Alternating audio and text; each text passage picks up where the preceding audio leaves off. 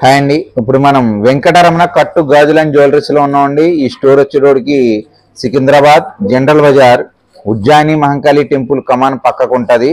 ఇది వచ్చేటోడికి మనది 5వ స్టోర్ అండి. ఇక్కడ ఇంచుమించుగా రాజమండ్రిలో 3 స్టోర్లు ఉన్నాయి, హైదరాబాద్ లో వచ్చేటోడికి 2 స్టోర్లు అన్నది రన్నింగ్ లో ఉన్నాయి.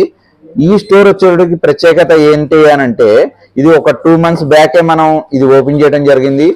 ఈ స్టోర్ కున్న ప్రత్యేకత నెంబర్ ఆఫ్ మోడల్స్, అంటే ఇప్పుడు వరకు ఈ కట్టు ప్రపంచంలో ఎప్పుడు పెట్టలేనన్ని నెంబర్ ఆఫ్ డిజైన్స్ అన్నది ఇక్కడ మనం డిస్ప్లే చేసాము. ఆ డిస్ప్లే చేసిన స్టాక్ అంతా కూడా చాలా రెస్పాన్స్ ఉండి బీభత్సమైన సేలింగ్ జరిగింది.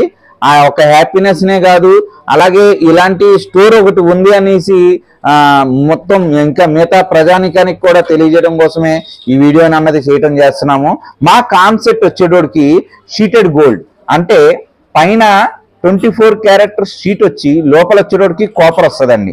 ఈ కాపర్ తోటి ఇది వరకు దీన్ని తాపడం అని అంటారు, మేము ఇప్పుడు దీన్ని షీటెడ్ అంటున్నాం, లేదంటే కట్టు బ్యాంగిల్స్ అని అంటున్నాం.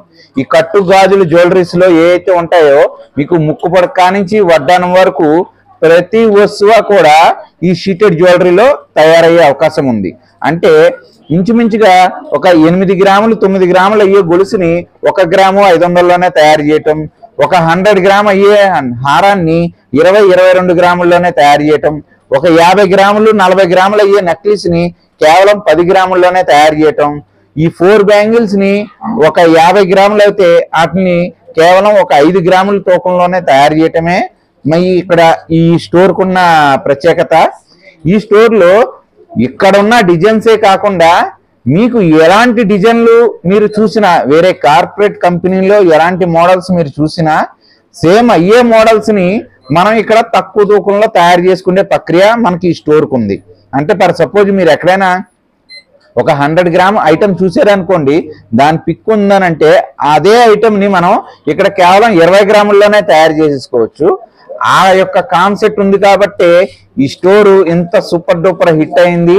అలాగే మా రెస్పాన్స్ ని, కస్టమర్స్ ఉన్న రెస్పాన్స్ ని బట్టి మేము కూడా స్టాక్ అన్నది చాలా మటుకు డెవలప్ చేస్తూ ఇలాగొచ్చాము.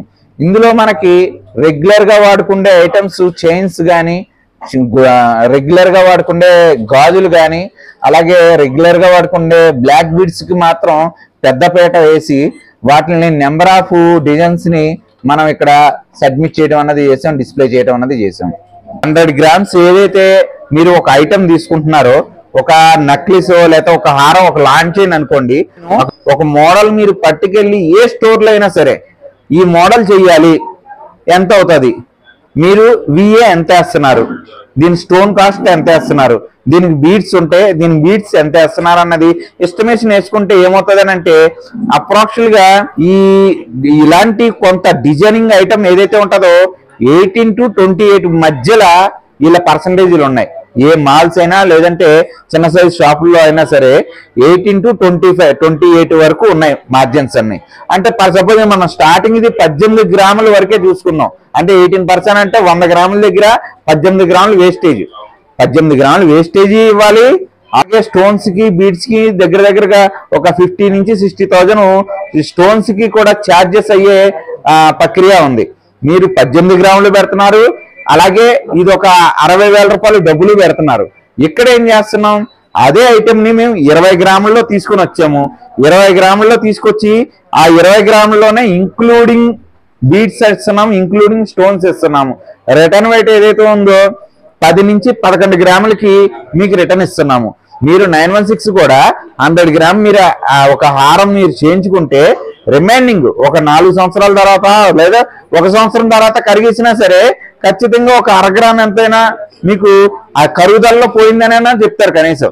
అలాంటి వర్డ్స్ కూడా దీనిలో వాడకుండా ఇక్కడ మీకు బిల్లింగ్ లో మేము ఎంత ఇచ్చేస్తామని ముందుగానే చెప్పే షోరూమ్ ఏదైతే ఉందనంటే అది వెంకటరమణ కట్టుగాజులు అండ్ జ్యువెలరీస్. మీరు 100 గ్రాములు పెట్టి హారం కొనుక్కున్నా సరే ఏ స్టోర్ లో కూడా మీకు మళ్ళా కరిగేస్తే ఖచ్చితంగా 100 గ్రాములే మేము బిస్కెట్ మీకు ఇచ్చేస్తామని ఏ కార్పొరేట్ కంపెనీ వాళ్ళు చెప్పరు.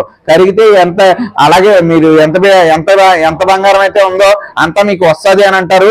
కానీ కరిగితే మాత్రం ఖచ్చితంగా 200 మిల్లీ పోయింది, 300 మిల్లీ పోయింది, 400 మిల్లీ పోయిందని ఇచ్చే మనుషులే ఎక్కువ ఉంటారు. ఎందుకనంటే రాళ్ల ఫిట్టింగ్ దగ్గర కొంత గమ్ము పెట్టేది ఉంటది, లేదా రాళ్ల కింద కొంత లక్క పెట్టేది ఉంటది, లేదా షీట్ పెట్టేది ఉంటది. ఇలాంటి ఏమైనా సమ్ పోతాది కదా ఖచ్చితంగా. ఇక్కడ మేము ఏం చేస్తున్నాం, అలాంటి ఏమి వేయాల్సిన పని లేకుండా రాళ్ళు కానీ బీడ్స్ కానీ అన్నిటిని మేమే ఇంక్లూడింగ్ చేసేసాం. దీనిలోకి ఇంక్లూడింగ్ చేసేసి ఇంత గోల్డ్ వస్తుందని చెప్పేసి ఇక్కడ బిల్డింగ్ లో ముందుగానే మేము రాసి ఇచ్చేస్తున్నాం. కాబట్టే దీనికి ఆదరణ పెరిగింది. ఖచ్చితంగా ఆదరణ ఎందుకు పెరుగుతుంది అంటే బెస్ట్ ఉంటేనే కదా పెరుగుతుంది. ఇప్పుడు 50% రిటర్న్ ఇస్తున్నారు, 40% రిటర్న్ ఇస్తున్నారు అని అంటే యాక్చువల్లీ ఏంటంటే ఒక 20 గ్రామ్స్ ఏదైతే ఉందో అదంతా వేస్టేజ్ కింద పోకుండా మీకు దానిలో ఇంకా 10 గ్రామ్స్ రిటర్న్ వస్తుంది అని అంటే 50% ఏదైతే ఉందో అక్కడికి అది తగ్గిపోయినట్టే లెక్క.